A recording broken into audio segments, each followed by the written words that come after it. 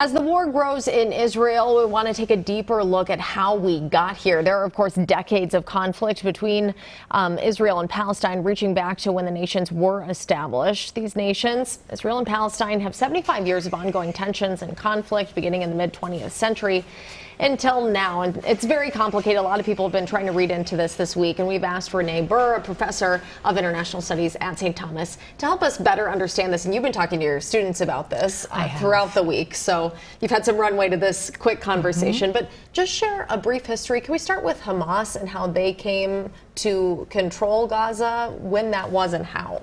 Absolutely. So Hamas really comes into its own in 1988. It has three sort of distinct elements, though they all work together. The militant wing is what we typically classify as a terrorist organization. The political wing is more engaged in politics and government, and then the social services wing is more engaged in providing like public goods for, in this case, Gazans in the Gaza Strip. So Hamas really arises during the first and second Intifada. And then in 2006, they win an election in the Palestinian Authority. And by 2007, they have pushed out their main Palestinian opposition, which was Fatah.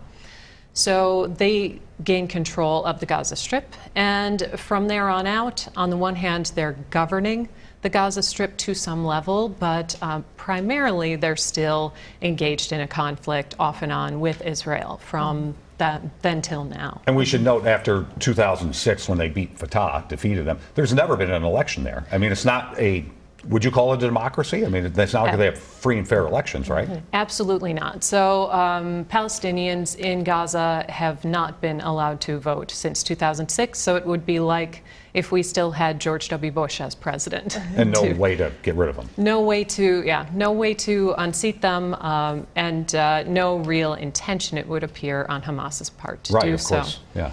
So a great resource is Freedom House. They have a report on elections in the Gaza Strip that people can consult if they'd like to learn more. Let's take another step back. Talk about how this area is divided when people are looking at a map right now of Israel, Palestine, the West Bank, Gaza. Talk about when those borders were drawn and how religion plays a role in this area. Absolutely. So in 1947, the United Nations passes a resolution called Resolution 181. And this resolution establishes some boundaries for a Palestinian state and a Jewish state in what is currently Israel. So the space that was originally designated for Palestinians was quite a bit larger than it is today. So Gaza is much smaller than the initial plan that was laid out in the partition plan in Resolution 181. And the West Bank is a little bit smaller as well. So those boundaries have the space that the Palestinians are located on has grown smaller and smaller, mostly due to warfare. So there have been a number of Arab-Israeli wars. These have led to the Israeli government gaining more and more control of territory. And so the very small space that you see in Gaza now, the smaller space in the West Bank, is primarily the result of redrawing lines after conflicts. Yeah. Talk a little bit about the bigger players, too. I mean, you know, the U.S. is steadfast ally of Israel, and Iran, very involved with Hezbollah, very involved with Hamas, which leads to this, bigger conflict, and also this fear of what might happen if this escalates. But I mean, both sides are very invested on two diametrically opposed ideas. Definitely. So the United States tries to play two roles in this. The first role is a supporter of Israel, believing that because Israel has a more democratic form of governance, there's sort of shared values there, and so it's important that the U.S. support Israel. At the same time, the U.S. tries as much as possible to be a neutral arbiter in hopefully someday a two-state solution from the U.S. perspective, hopefully. So the U.S. has to walk a somewhat difficult line of supporting Israel, but also trying to facilitate this eventual two-state solution. Iran, on the other hand, has an interesting role to play there. Their support for Hezbollah in Lebanon makes much more sense because Hezbollah is Shia. It shares more common values with Iran as a whole. The Iranian government, I should specify.